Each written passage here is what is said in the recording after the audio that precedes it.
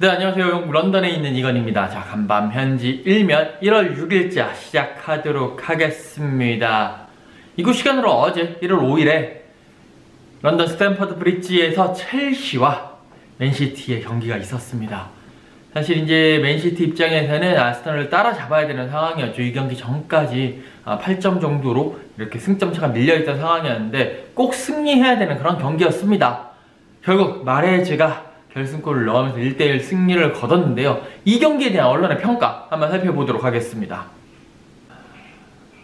우선 텔레그라프 한번 살펴보면요, 맨시티 쪽에 초점을 맞춰두기보다는 첼시, 특히나 그레이엄 포터 감독에 대해서 좀 초점을 맞춘 그런 모습입니다.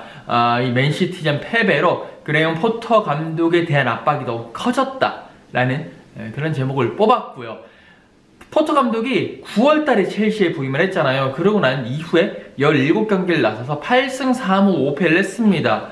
사실 뭐 승률만 따지면 물론 좀 아쉽긴 하지만 그렇게 나쁜 건 아닐 수도 있어요. 그런데 최근 10경기를 보시다 보면 첼시가 3승 1무 6패 부진에 빠져 있습니다. 물론 이제 첼시가 부상 병동이기는 합니다. 뭐 리스 제임스라든지 카능테, 롭스터 치크, 그다음에 치렐 포파나, 맨디 등등, 브로야 뭐 이런 선수들까지 지금 다 줄줄이 사탕으로 부상을 당하고 있기 때문에 경기를 뛸 수 없는 상황이고요. 그래서 첼시의 그 경기력 자체가 상당히 나빠진 것은 사실입니다. 사실 뭐 저렇게 부상이 많으면 쉽진 않죠.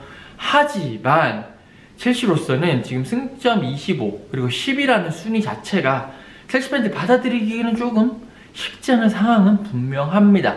그렇기 때문에 이번 패배가 첼시에게는 큰 타격이 될 수밖에 없고, 또 첼시는 또 바로 맨시티 원정 가야 되거든요. 1월 8일에 이곳 시간으로 이제 FA컵 3라운드 경기, 원정 경기가 있습니다. 그래서 포터 감독으로서 더욱더 부담을 가질 수밖에 없는 그런 상황입니다. 데일리 메일 한번 넘어가 보시면요, 이 경기 골 마레즈가 넣었습니다. 그리고 도움도 그릴리시가 했습니다. 후반전에 모두 교체로 투입을 됐고요. 그리고 이 두 선수가 경기를 마무리 짓는 득점을 해냈습니다. 여기에 대해서 데일리 메일은요, 슈퍼 서브라는 표현과 함께 이 둘이 맨시티의 승리를 이끌었다 라고 하면서 이 둘에게 초점을 맞췄습니다. 하지만 또 역시 뒤로 넘어가 보면 마레즈의 이 결승골이 그레이엄 포터 감독에게 큰 아픔을 안겨줬다 라고 이야기를 하면서, 역시 그 데일리 텔레그라프와 마찬가지로 이 패배가 포터 감독에게는 아주 뼈아픈 패배가 될 것이다 라는 그런 분석을 했습니다. 어제 이제 경기는 하나밖에 없었고요. 그 다음에 이제 해리케인 소식이 좀 많이 나오고 있습니다. 해리케인, 그러니까 토트넘이요 4일날 경기를 했잖아요. 그래서 이제 해리케인이 2골을 넣었고 손흥민 선수도 1골을 넣으면서 토트넘이 4대0으로 승리했습니다. 이때까지 계속 토트넘이 좀 버벅댔는데 그날의 경기 4대0 승리를 통해서 뭔가 반전의 발판을 마련한 건 사실이죠. 그러면서 이제 그날 경기 끝나고 해리케인이 그 이브닝 스탠더드 등 뭐 여러 많은 매체들과 인터뷰를 했습니다. 이 인터뷰가 이제 어제 이곳 시간으로는 어젯밤 그리고 이제 오늘 아침에 나오게 됐는데요. 이제 엠바고를 걸어서 그렇게 한 것 같아요. 그런데 이제 이 자리에서 케인이 무슨 이야기를 했는고 하니 월드컵 당시 그 8강전 이야기를 했어요. 그러면서 페널티킥 실축을 했죠.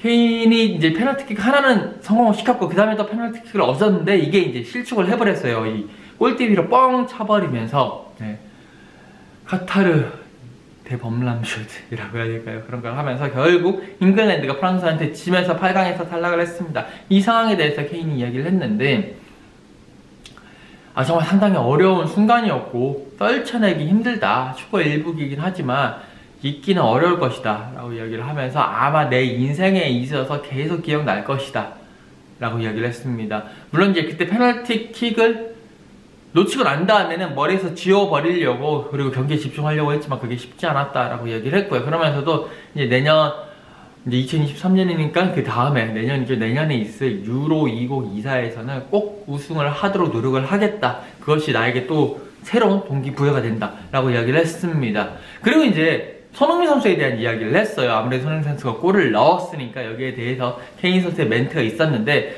손흥민 선수가 골을 넣어서 너무 기쁘다 라고 이야기를 하면서, 손흥민 선수는 매 경기도 그렇고 그리고 경기 말고도 훈련에서 너무나 정말 열심히 한다.